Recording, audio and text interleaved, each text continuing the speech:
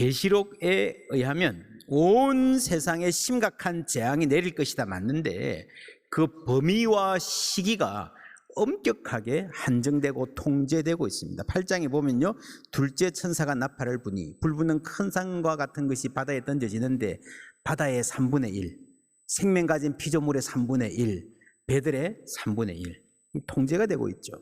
6장에 셋째 인을 떼실 때에 셋째 생물이 저울을 가졌는데 한 데나리온의 밀 한 대, 한 데나리온의 보리석 대. 이거는 농작물이 많이 상해서 농작물의 아주 심각한 인플레이션을 이야기하는 거죠. 그런데 감람류와 포도주는 해치지 말라. 역시 제한되고 통제되고 있습니다. 13장 5절에 보면요, 또 짐승이 권력자를 말하는 거죠. 과장되고 신성모독을 말하는, 하나님을 굉장히 욕하는데 입에 담을 수 없는 말로 신성모독을 하는데 그것 역시 42달 동안 시기가 한정되어 있고요, 일할 권세를 받았기 때문에, 하나님이 허락하셨기 때문에 하는 거예요.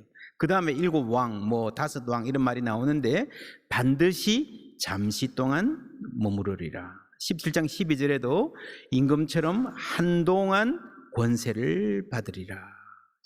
악한 권력들이 힘을 얻을 때가 있지만 그 시기가 한정되어 있고 아주 재난을 가져올 수 있지만 할 수 있는 일이 통제되고 있다라고 하는 것입니다. 그러면 하나님의 백성들은 그 모든 재난에서 면제받는가? 그렇지 않습니다. 큰 환난에서 나오는 거죠. 환난이 여기 있고 비켜가서 딴 데서 나오는 게 아니라 환난을 통과해서 나온다라고 하는 것입니다. 환난을 겪을 것이고 그러나 인내할 것이다. 지난주일에 그랬죠. 성도의 인내가 여기 있으니 인내하여 마침내 승리하고 나올 것입니다. 그리고 계시록 마지막까지 보면요, 온 세상이 전부 다 똑같이 멸망하는 것이 아니라 바벨론이라는 한 도시가 멸망합니다. 그리고 다음 주일에 이제 마지막으로 볼 대목에는요, 새 예루살렘이라는 홀리시티, 새로운 도시가 하늘에서 내려옵니다. 한 도시는 망하고 한 도시가 와서 세계의 중심이 될 것입니다. 그래서 계시록은요, 두 도시 이야기라고 할 수 있습니다. 바벨론과 새 예루살렘입니다. 이 바벨론은 무엇을 말하는가? 로마 제국, 로마라고 하는데 이 로마를 비판하고 싶은데 심판하고 싶은데 이 정치적으로 의심받을 수 있으니까 모르게 하려고 로마를 뜻하는 암호로 바벨론을 썼다라는 사람들이 있는데요, 이거 그렇지 않습니다. 딱 보면 알지 모르겠습니까? 암호치고는 너무 허술하고 싱거운 암호예요. 암호가 아니에요. 상징입니다. 상징. 암호와 상징은 분명히 다릅니다. 여러분, 바벨론이라는 나라의 그 이미지가 아직 남아있어요. 아주 잔혹한 국가. 자신의 신상을 왕이 세워놓고요, 절하라 안 하면 불에 태워 죽이고, 성경에도 나오잖아요. 그런 폭압적인 권력을 대표하는 상징입니다. 여기에는 히브리 백성들이 노예살이 하던 이집트의 이미지도 들어가 있고요, 아시리아, 헬라 제국, 셀루키드 왕조 다 포함되어 있는 악한 제국의 총체 상징입니다. 물론 당시 1세기 사람들에게는 로마가 중심이었죠. 로마에 한정되지는 않습니다. 바벨론이라는 말로 폭압적인 권력 일반을 말한다고 봐야 됩니다. 그래서 이 요한계시록의 메시지를 반로마 메시지, 로마 제국을 무너뜨리고 다른 제국을 세우자든가 혹은 정권교체, 나쁜 황제를 끌어내리고 선한 황제 세우자 하는 식의 정치적 메시아니즘을 말하는 문서로 보면 안 됩니다. 반로마 문서 아니고요, 굳이 말하면 모든 권력에 대한 반대, 반권력 문서라 할 수는 있을 것입니다. 이 바벨론이 로마를 말하고 로마가 무너질 것이다 라는 메시지라면요, 사실 오늘 21세기 오늘 우리에게는 별로 의미가 없습니다. 모든 권력에 대한 하나님의 심판, 그리고 세상 중심의 교체, 이 중심이 바뀌면 우주 질서가 근본적으로 재편됩니다. 이 정치적인 권력이, 군사력이, 돈이 지배하던 이 세상, 그렇죠? 이 로마는요, 큰 제국이면서 시티 오브 로마 도시를 말하는 거잖아요. 그게 이제 세계 전체가 근본적으로 바뀔 것이다 라는 말씀을 합니다. 2절 3절 함께 읽습니다. 힘찬 음성으로 외쳐 이르되 무너졌도다 무너졌도다 큰 성 바벨론이여, 귀신의 처소와 각종 더러운 영이 모이는 것과 각종 더럽고 가증한 새들이 모이는 곳이 되었도다. 그 음행의 진노의 포도주로 말미암아 만국이 무너졌으며 또 땅의 왕들이 그와 더불어 음행하였으며 땅의 상인들도 그 사치의 세력으로 치부하였도다 하더라. 땅의 왕들이 음행하고 땅의 상인들이 치부했다. 그 덕분에 잘 먹고 잘 살았다라고 하는 이야기예요. 여러분, 로마의 통치는요, 강압적인 군사력만으로 이루어지지 않았습니다. 보면 서로 이익을 나누어 갖는, 그죠? 짬짬이로. 그래서 세계 많은 나라들이 앞다투어서 잘 보이려 하고 아부하는, 그 음행하고 치부했다라는 말로 하는 거죠. 본래 여러분 제국의 세계 지배라는 게 그런 경우가 많아요. 군사력과 정치력만으로 안 됩니다. 미국이라는 나라의 영향력이 꼭 미군이 주둔해야 되는 거 아니잖아요. 우리가 자주 하는 말로 코카콜라와 맥도날드, 스타벅스, 아마존, 애플, 영어 뭐 이런 것들이 사실은 미국의 영향력을 파급시키거든요. 로마의 대외 정책의 가장 중요한 원칙은요, 이 슬로건은 클레멘치아, 관용이었어요. 적국이라도 항복하면 봐준다. 그걸 넘어섰어요. 파트너로 삼습니다. 상당한 이익을 안겨줍니다. 대단한 통치술이죠. 이 폭압적인 본질을 영리한 정책으로 가리고 있습니다. 그래서 여러분, 로마가 처음에 막 진군해서 세계를 먹어갈 때요, 막 저항하고 전쟁했던 나라들보다는 그냥 두 손 들고, 특별히 그 도시의 지배 세력들이 두 손 들고 환영했던 곳이 훨씬 많습니다. 그러면 잘 봐줍니다. 이익을 보장해 줍니다. 땅의 임금들, 땅에 많은 상인들. 그래서 로마 제국은요, 이 로마 도시, 이 국가와 이 지배받는 나라들의 점령이라기보다는 상층부의 연합, 우리는 친구야, 이런 느낌이 훨씬 강했습니다. 사도행전을 우리가 볼 때 여러분 기억하십니까? 헤롯 가문, 로마의 총독들과 결혼 관계를 맺고 있어요. 총독 벨리스 옆에 유대공주 드루실라가 이게 부인으로 앉아 있잖아요. 그렇게 이렇게 이권으로 얽혀져 있는 이 제국, 세계화죠, 세계화 나름대로. 근데 그 제국이 영원하지 않을 것이다. 로마 지배는요, 상층부 연합이었다 그랬는데, 그러면 가장 밑바닥에 있는 사람들에게는 이 제국이 어떤 세상이었을까? 흥미롭게도 11절부터는 당시에 그 사치한 무역품들의 목록이 세세하게 나옵니다. 그리고 이 모든 이 무역품이 수탈하고 불공정 거래하고, 그래서 사람들의 피와 땀, 심지어 영혼이라고 하는 거죠. 여러분, 영혼, 목숨이란 말로도 말할 수 있지만 영혼이라고 번역되는 이 말이 여러분 가슴을 찌르지 않습니까? 사람의 영혼이 무역 거래품이 되고 있습니다. 사고 팔고 있습니다. 돈으로 평가받고 있습니다. 이 로마 제국은요, 상층부 연합이었습니다. 맨 밑바닥에 있는 사람들에게는 대단히 가혹한 체제였는데, 적당히 중상쯤 있는 사람들에게는 어땠을까? 지난주일에 그랬죠. 라오디게아 교회, 나는 부자야, 부족한 것이 없다라고 하는 사람들, 그런 사람들을 얘기했죠. 그리스도인임에도 불구하고 로마 시스템 안에서 이 악한 세력과 타협하고 살아갈 수 있는 가능성이 있었다는 거예요. 그래서 오늘 이 말씀을 자세히 보면요, 하나님이 그리스도인들에게 로마라는 시스템 안에서 살아가는 것 자체는 허용해 주실 때가 있습니다. 봐주시기도 합니다. 근데 그게 영원하지 않다는 거예요. 4절, 5절 함께 읽습니다. 또 내가 들으니 하늘로부터 다른 음성이 나서 이르되 내 백성아 거기서 나와 그의 죄에 참여하지 말고 그가 받을 재앙들을 받지 말라. 그의 죄는 하늘에 사무쳤으며 하나님은 그의 불의한 일을 기억하신지라. 예, 내 백성아 거기서 나오라 라고 하는 이 말씀을 지금 당장 나오라는 말이 아니고요, 미래의 어느 시점에 그런 때가 올 수 있다는 거예요. 알고 있으라는 거예요. 언제인가 하면은 그의 죄가 하늘에 사무쳤으며, 죄를 쌓고 있어요. 쌓고. 이게 하늘까지 닿을 정도로 어느 정도에 이르면 하나님이 심판하실 것이다 라고 하는 것입니다. 나오라, 언젠가는 나와야 될 것을 생각하고 살아라는 거죠. 심판의 날. 구약성경 출애굽기의 중요한 핵심이 내 백성을 가게 하라, Let my people go 라는 말이죠. 신약에서 계시록에 가면요, 내 백성아 나오라, My people come out이란 말이 나옵니다. 대단히 비슷하죠.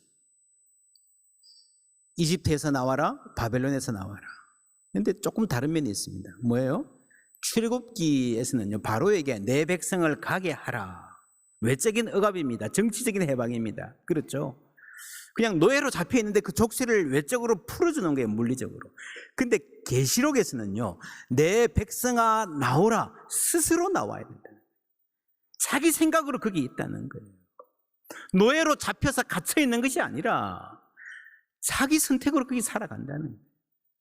스스로 결단하고 나와야 될 때가 있다는 겁니다. 이게 육체적인 해방이 아니고 영적인 해방이죠. 그런데도 못 나온다면, 안 나오려 한다면 왜일까요? 아, 여기 내 사업이 있고 집이 있고 땅이 있는데, 그렇죠? 혹은 성공을 위해서 막 달려가고 있는데 조금만 더 하면 저 고지에 올라갈 것 같은데 나오라 그러면, 이런 아닌 줄 알면서도 멈출 수 없다면 성공의 노예일 것입니다. 성공하기 위해서 노력하는 거 좋습니다. 그러나 아니라고 생각될 때가 있는 거예요. 이 길이 아니구나. 여러분, 그래서 출애굽기에서는, 구약에서는 둘 다 중요해요. 물리적으로 붙잡혀 있는, 그래서 하나님의 힘으로, 외적인 힘으로 해방해 주셔야 되는 억압을 다루셨다면, 요한계시록의 신학에 와서는요, 내가 결단하게 하십니다. 그리고 이게 최후의 질문이에요. 지난주에 그랬잖아요. 박해가 교회를 죽이지 못한다. 복음을 타협하는 것. 이 바벨론에 살면서 타협하고 살 수 있다는 거죠. 여러분, 바벨론에 사는 것 자체가 죄는 아닙니다. 하나님께서 허락하시고 용인하실 때가 있습니다. 거기에 사는 것이 사명일 수도 있습니다. 다니엘도 그랬고요. 여러분, 에스더도 페르시아에 살았잖아요. 여러분, 살다 보면 그런 환경에 처할 때가 있어요. 아주 신실한 어떤 청년이 직장에 갔는데요, 가니까 전부 술, 담배하고, 만나면 음란한 농담하고, 조금 친해지면 서로 비난하고 뒷담화하고 줄서기 요구하고, 뇌물 받고 하는 게 일상이 돼 있고, 거부하면 왕따 되고 죽을 지경이죠. 어떤 아이들이나 학부모들은요, 이 교육 환경, 지나친 경쟁, 너무도 천박하고 세속적인 비교, 너무너무 힘들다, 마음 상하지 않는 날이 없다 하는 분들 많이 있을 거예요. 롯이 이렇게 살다가 나가라 그랬을 때, 아, 이제 올 게 왔구나 했을 거예요. 물론 아깝죠. 여기 땅도 있고 집도 있고 사업이 1년 얼마인데 다 놓고 가야 된다. 근데 사실요, 롯은 그랬을 거예요. 의로운 심령을 상했다 그랬으니까, 아, 이거 내가 결단해서 나오기는 힘들지만, 놓기는 힘들지만, 이거 계속 붙들고 살 수는 없다. 언젠가는 정리해야지, 떠나야지 했을 거예요. 근데 그 아내는 달랐던 것 같아요. 아까워서 뒤로 돌아보잖아요. 여러분, 로마는 상층부의 연합이라 그랬습니다. 자기들끼리 똘똘 뭉쳐서 주고받고 선배 후배 하면서 중간에 결혼도 하고 사돈도 맺고 그냥 서로 밀어주면서 그렇게 제국을, 강력한 제국을 구성했습니다. 멸망할 때 어떻게 될까요? 10절 11절 함께 읽습니다. 그의 고통을 무서워하여 멀리 서서 이르되 화 있도다, 화 있도다. 큰 성, 견고한 성 바벨론이여, 한 시간에 내 심판이 이르렀다 하리로다. 땅의 상인들이 그를 위하여 울고 애통하는 것은 다시 그들의 상품을 사는 자가 없음이라. 예, 멀리 서서, 그의 고통을 무서워하여 멀리 서서. 여러분 아시죠? 이게 지금 배가 오는 거예요. 로마가 있어요. 장사하러 배를 막 타고 옵니다. 근데 여기서 막 지금 재앙이 막 벌어지는 거예요. 여러분, 여기는요, 내 사돈도 있고요, 사업 파트너도 있고요, 선배, 후배, 친한 친구들 많아요. 서로 밀어주던 사이예요. 근데 여러분, 여기서 지금 큰일이 나면 여러분 어떻게 하겠습니까? 아이고, 큰일 났네. 내가 가서 구해줘야지. 배 타고 가겠습니까? 멀리 서서 멀어지는 거죠. 거리를 유지하는 거죠. 화이또다, 오히려 저주하는 거죠. 울기는 우는데 사랑해서 우는 게 아니고요, 다시 그들의 상품을 사는 자가 없습니다. 하루 동안에 1시간에 그 재앙이 임할 거라 그랬습니다. 다시 그들의 상품을 사는 자가 없습니다. 여러분, 이게 지금 세상이 존재하는 방식이잖아요. 이익이 될 때는, 힘이 있을 때는 옆에 가서 붙고 아부하고 선배 후배 사돈 막 챙겨가면서, 힘들어지면 멀리하는 거예요. 그런 이익 집단. 그래서 이 제국이 대단히 강해 보이지만요, 그 이익의 요점이 사라지면 그대로 무너지는 거예요. 알고 보면 그렇게 헛술할 수 없는 그런 체제였다는 거죠. 거기에 반해서 그리스도인들은 어떤 사람인가? 14장 4절 말씀 함께 읽습니다. 이 사람들은 여자와 더불어 더럽히지 아니하고 순결한 자라. 어린 양이 어디로 인도하든지 따라가는 자며 사람 가운데에서 속량함을 받아 처음 익은 열매로 하나님과 어린 양에게 속한 자들이니. 아멘. 하나님과 어린 양에게 속한 자들은 어린 양이 어디로 인도하든지 따라가는 자들이에요. 나에게 좋을 때만, 이익이 남을 때만, 저 사람 알아주는 게 내 삶에 도움이 된다 할 때만이 아니라 힘들고 어렵고 눈물 흘려야 할 때도 따라가는 거예요. 그 사람들이 결국에는 이 세상을, 로마 제국을 이긴 것입니다. 그게 바로 승리라는 거예요. 이익 집단이 있고 신실한 사람들이 있습니다. 계시록 2장 10절 말씀, 내가 죽도록 충성하라.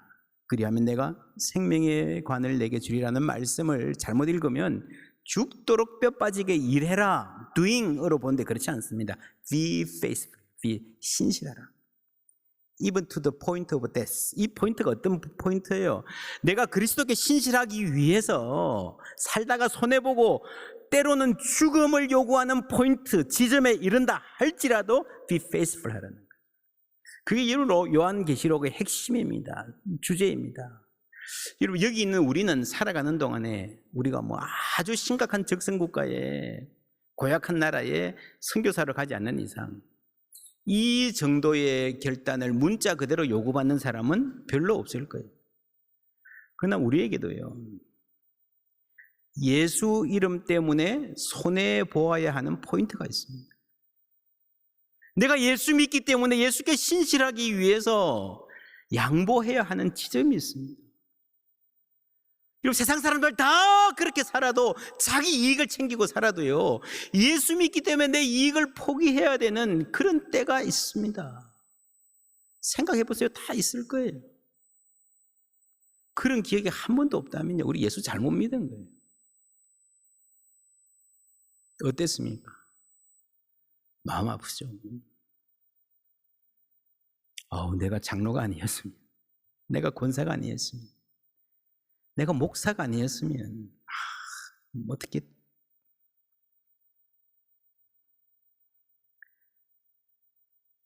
저도 그런 때가 있었습니다. 눈물이 찔끔 나요. 그때 생각난 찬송, 믿음으로 사는 자는 하늘 위로 받겠네. 할렐루야. 하늘 위로 무슨 말이에요? 이거는요, 이 땅이, 이 세상이 줄 수 없는 위로라는 겁니다. 세상에서는 발견하거나 만들어낼 수 없는 위로예요. 여러분, 세상에서 어떤 위로와 어떤 기쁨이 있습니까? 지금 당장 어려운 시험에 합격하고 취직했다, 내 사업 매출이 수직 상승한다, 로또 맞았다. 그런데 여러분, 그것도 위로가 안 되는 순간이 있어요. 그것도 아무런 소용이 없어지는 만큼의 슬픔이 우리 인생에는 있다는 거 여러분 아실 것입니다. 믿음으로 사는 자는 하늘 위로 받겠네. 세상이 줄 수 없는 위로와 평안 하나님 주실 수 있음을 믿습니다. 언제 받아요? 어디서 받아요? 이 하늘 위로는 우리가 나중에 죽어서 하늘나라 가서 받는 게 아니고요, 이 땅을 살아가는 가운데 받는 거예요. 이 땅 고난 가득한 길을 걷는 가운데, 인내의 시간 가운데에 하나님 위로 주십니다. 우리 인생 이렇게 힘든 시간, 이 불의의 세상이 언제 끝나요? 아직 한참 멀은 것 같은데 나에게는 버틸 힘이 없습니다 할 그때에 하나님 하늘의 위로를 오늘 현재형으로 우리에게 주실 줄 믿습니다. 땅에 없는 위로, 땅이 줄 수 없는 보람, 그 기쁨과 자부심, 승리의 소망, 그게 바로 요한계시록의 주제입니다. 그래서 우리에게 위로와 격려가 되는 거예요. 하늘 시민으로 하나님에 속한 사람으로 살아가는 우리에게 하나님만이 주실 수 있는 위로와 소망을 공급해 주시는 거예요. 여러분, 믿음으로 산다는 것이 무엇입니까? 나 믿어. 죽으면 천국 갈 줄 믿어. 그것만이 아니에요. 믿음으로 산다는 건요, be faithful to Christ. 그리스도께 신실하게 산다는 거예요. 여러분, 삭개오 아시죠? 예수님 너무 보고 싶어서 나무 위에 올라갔어요. 예수님 와서 이름을 불러주시고 영접해 주셨어요. 그때 나는 이제부터 다 회개하고 새로운 삶, 예수님의 통치하에 살기로 결단을 합니다. 그리고 나서 이 삭개오가 예수님을 따라갔을까요? 아니면 안 따라가고 계속 여리고에 머물면서 세리장을 했을까요?